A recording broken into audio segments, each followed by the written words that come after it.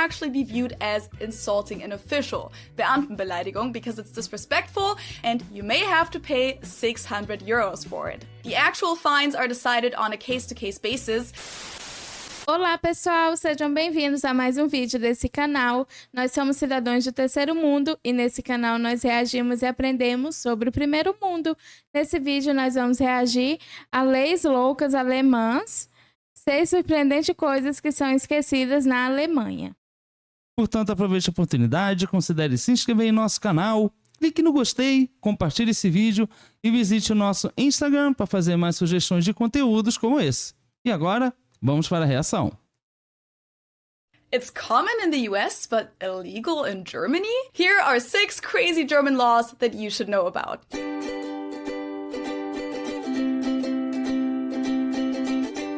Hallo, servus, and welcome back to my YouTube channel. My name is Felicia. I'm originally from Munich, Germany, but I've been living here in Cincinnati, Ohio, on and off since 2016. Now, whenever people here in the US find out that I'm German, they usually ask me a bunch of questions, and one thing that I get asked a lot is if Germans are really as obsessed with rules and laws as they're often portrayed. And my answer is usually, not every single German loves rules, of course, but yes, overall, following rules is definitely something that is valued a lot in Germany, and Germans like to have regulations and laws for almost everything. However, some of those laws can be really surprising and funny. Caramba, eu estou chocada porque eu não sabia que os alemães tinham essa fama. Eu também não sabia, mas eu acho muito positiva a forma como os alemães... ela disse que nem todos gostam, né? Mas, de alguma maneira, todos os alemães gostam de obedecer às leis. Mas sabe o que me choca também? É que a gente já tinha percebido como na Alemanha as coisas são organizadas. Então acho que isso tem uma certa conexão, né?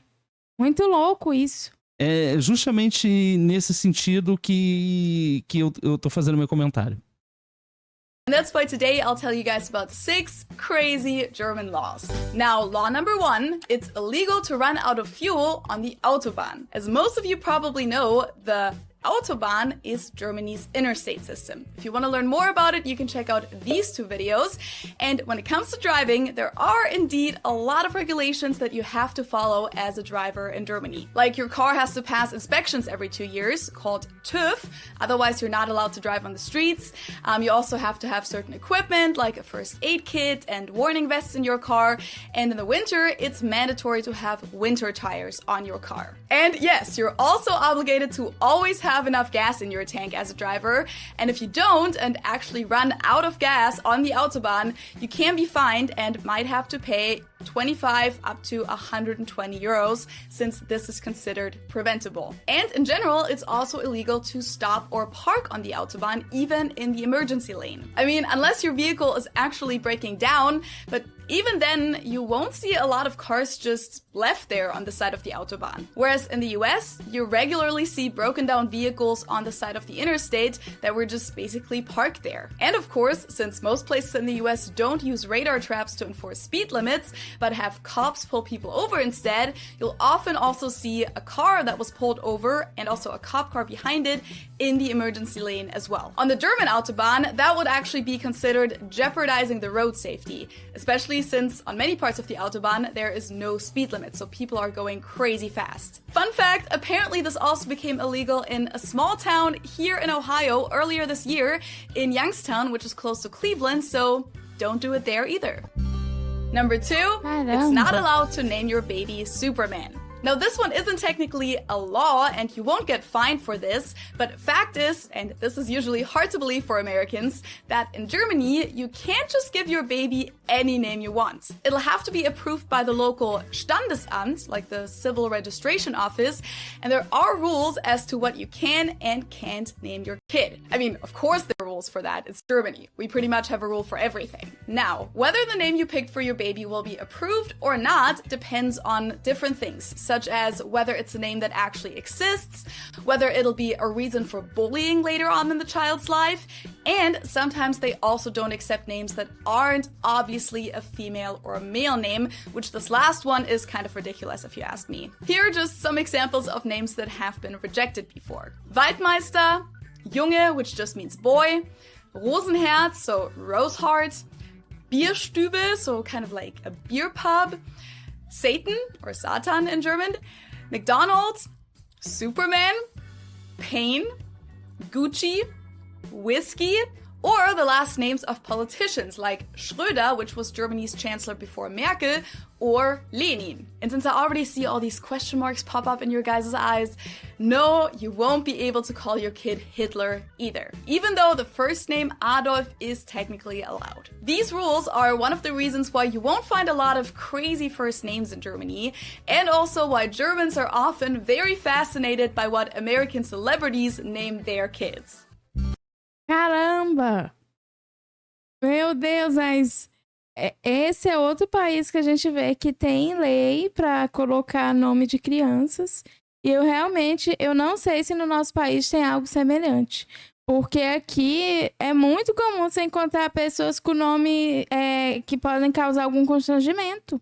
Sim, em nosso país, eu não tenho muito conhecimento sobre isso, mas acredito que em nosso país não há uma lei, mas na hora de registrar um nome, pode ser que dependendo do nome seja negado. Acredito que aqui tem alguma limitação dependendo de onde seja feito. Porque já foi noticiado como notícia pais colocando os nomes nos filhos bem estranhos. Sim. Number 3, deny the Holocaust. Now, this one doesn't necessarily fit into a list of crazy or funny laws, because I think it's neither of those. However, many people from outside of Germany and outside of Europe aren't aware of this and find it a very interesting law when they first hear about it. It's illegal in Germany to deny the Holocaust. So you can't just say that the crimes of the Holocaust didn't happen. If you do, you can either get fined for it, or you can actually get prison time of up to 5 years. Now, I've read many comments on the internet saying that this indicates that Germany doesn't have freedom of speech. Well, that's not true. We do have freedom of speech, Meinungsfreiheit, as a fundamental right in Germany. However, freedom of speech can be limited by other general laws, by provisions for the protection of young persons, Jugendschutzgesetz, and another person's right to personal honor. Those general laws, which are like the first example of what can limit your freedom of speech, cannot be laws that just discriminate against one specific opinion. They have to be neutral and they have to protect another legal right. In this case, the right that they're protecting is the dignity of the Holocaust victims and their families, which is something that we value very, very highly in Germany, because after World War II, when the Federal Republic of Germany was founded, the very first paragraph of our constitution, the Grundgesetz, became human dignity shall be inviolable. To respect and protect it shall be the duty of all state authority. So that's why denying the Holocaust is illegal in Germany, even though we do have freedom of speech, and it's also illegal in 16 other countries. Isso é algo que a gente tem muito parecido com a Alemanha, porque em nosso país também é proibido divulgar os pensamentos desse senhor que viveu que aconteceu toda essa coisa na Alemanha. É verdade, isso é um tipo de coisa que realmente impressiona muitas pessoas, o comportamento que a Alemanha tem em relação a esse assunto, né? Porque a impressão que eu tenho é que eles realmente não querem esconder ou ocultar nada do que eles fizeram. Pelo contrário, eles fazem questão de tomar bastante cuidado com isso, né? Então, realmente é uma coisa muito diferente do que outros países fazem. Eu penso que a Alemanha trata esse assunto de uma maneira muito madura e muito adequada. Number 4, it's forbidden to mow the lawn on Sundays or play piano at midnight. Germans like silence. This is something you'll notice if you're ever in Germany, especially if you come from a louder culture like the American one. Germans tend to speak pretty quietly, especially in public. And we also appreciate having some peace and quiet at home, which is why there are tons of laws and regulations about how much noise you're allowed to make and when. Sundays and public holidays have actually been defined as rest periods, Ruhezeiten, for the whole day, which means that you're not allowed to make loud noises that could disturb others. This includes mowing your lawn or using a drilling machine, for example. So if you Meu Deus! Eu estou chocada porque eu fico imaginando se fosse no Brasil. Aqui é um dos países mais barulhentos que tem. Os bairros são barulhentos e as pessoas gostam de falar alto. E domingo, então, se não tiver barulho, tem algo estranho acontecendo. Aqui em nosso país a gente costuma dizer que os nossos vizinhos gostam de compartilhar a música que ele está ouvindo com os outros vizinhos. Porque aqui, a todo momento é barulho. Aqui nós temos uma lei que a partir das 9 da manhã só é permitido fazer barulho a partir das 9 da manhã até as 10 da noite. Mas 6 horas da manhã você perfeitamente ouve o vizinho cantando, as músicas bem altas. E deveríamos nos inspirar um pouco nos alemães para criar regras como eles. Realmente, a Alemanha é um país incrível. we're trying to do some renovations at home, not on Sundays. This also applies to nighttime rest periods, which usually start at 8 p.m., and sometimes even to lunch hours. The rules for the lunch hours usually vary, though, depending on where in Germany you live, and some rules will even be made by the house management of your apartment building. The Federal High Court of Justice has even ruled that playing an instrument in rental apartments is only allowed at certain times, from 8 a.m. to noon and from 2 p.m. to 8 p.m. And even then, you can only practice for a certain amount of time. Piano players only get up to 2 hours per day, and drummers, for example, get 45 minutes in the summer and 90 minutes in the winter. Yes, German laws are very specific. Eu ia falar isso, é muito específico. Esse povo pensa em tudo. Eles pensaram...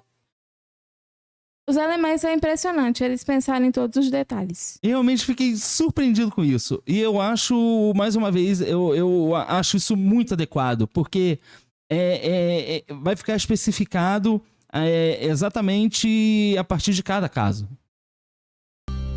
Number 5, it's not allowed to keep urns at home. This topic doesn't really come up a lot in conversations in everyday life, fortunately, but the Germans among you may have wondered about this when watching American movies before, because in the US, it's pretty common that after a loved one dies, you take the urn home with you. I've definitely seen this in movies and shows before where either it's part of a comedic moment because someone doesn't realize that it's an urn, or, of course, it's part of a drama. Well, that's something that you won't ever see in Germany because we have a law called Friedhofszwang, cemetery compulsion, that says that any mortal remains have to be buried at a cemetery, or alternatively, after a cremation, you can have a sea burial in Germany as well. Now, in the past few years, the rules have been lifted a little in different states. In Bremen, for example, it's now allowed to spread ashes on privately owned property, but you're still not allowed to take the urn home with you. In general, there's pretty big differences when it comes to funerals and cemeteries in Germany and the US.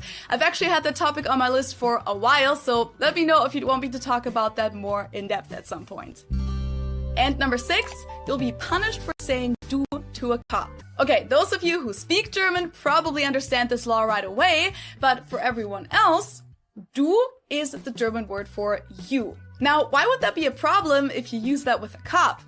Because in German, just like in other languages like French or Spanish, we have a formal and an informal address. So depending on what relationship you have with the person you're talking to, you'll use a different pronoun and also a different grammar structure when you talk to them. Du is the informal pronoun for you, while capital Z is the formal one. The formal one is usually used with people who are significantly older, strangers, people of authority, or just people that you have a professional relationship with. It really depends on the specific situation, but if it's not a child or someone you're close with, you usually don't use the informal address with them until you two allow each other to do so. Now, since police are people of authority and you speak to them in a professional context, you use the formal address with them, Sie. And if you don't, and use du with them instead, that can actually be viewed as insulting an official, Beamtenbeleidigung, because it's disrespectful and you may have to pay 600 euros for it. The actual fines are decided on a case-to-case basis, but this is one number I found. I also found that showing a cop the finger gets you up to 4,000 euros. Now, technically, insulting an official is just based on the general laws of not insulting others. There's no extra laws just about insulting officials, but I would assume that police enforce this much more than regular people do, so you should definitely be careful here. But also, I'm pretty sure that they would only enforce it if you obviously do it on purpose, and if they can tell that you're a non-native speaker and try to speak German with them and just make an honest mistake, I'm sure it's not a big deal. Bom, ainda bem que ela... I have come Ainda bem que ela fez essa última observação, porque realmente estava começando a ficar temeroso de visitar a Alemanha e falar alguma palavra errada com uma autoridade policial. across a few more very interesting German laws, like the ones about beekeeping, but maybe I'll mention those in the future at some point. For now, what other funny, crazy, or just surprising German laws have you heard of? Share them with me and everyone else in the comments below. Caramba, realmente a Alemanha é uma loucura, porque aqui deu para ver muito bem o quanto eles prezam por essa organização. Então, realmente, eles levam isso muito a sério, mas também a forma como eles são muito específicos, né? Objetivos, e tudo que eles têm que dizer, eles vão dizer mesmo. Se eles têm que colocar lei, eles vão fazer leis. E as pessoas têm que seguir essas leis. Então, é óbvio, né? É um país de primeiro mundo. E aqui no nosso país é totalmente diferente. Você vê que aqui existe lei, aqui nós temos muitas leis, mas existem leis que às vezes é feita de uma forma que pode até anular outra lei. Então, é uma situação realmente complicada, mas realmente é muito louco descobrir essas coisas da Alemanha.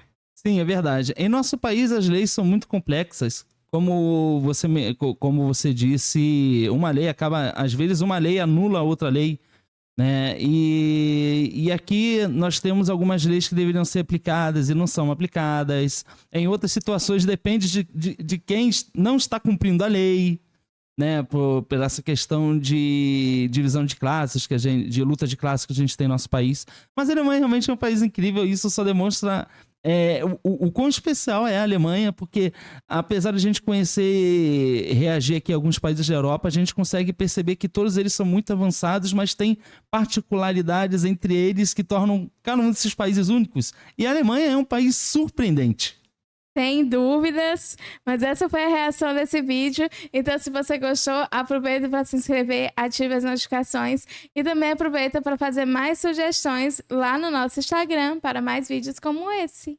Muito obrigado por assistir esse vídeo e a gente se vê na próxima reação. Tchau!